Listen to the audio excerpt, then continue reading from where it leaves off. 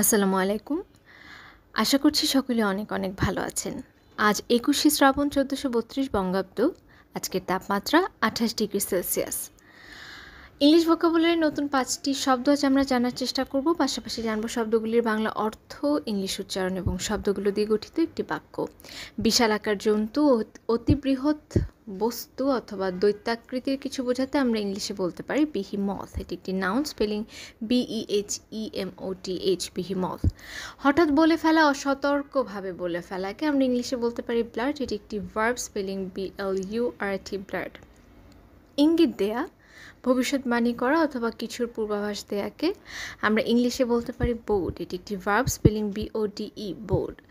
হস্তান্তর, ছাড় দেয়া, অধিকার বা ভূখণ্ড ইত্যাদি ত্যাগ করাকে আমরা ইংলিশে বলতে পারি সেশন। এটি একটি নাউন, স্পেলিং CESSION, সেশন।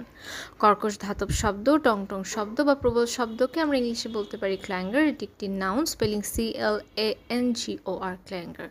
শব্দগুলো দিয়ে গঠিত একটি বাক্য। The clangour of protest echoed through the streets as the citizens blurted out their anger against the cession of land to the corporate behemoth, which many feared would bode ill for the nation's future. অসংখ্য ধন্যবাদ।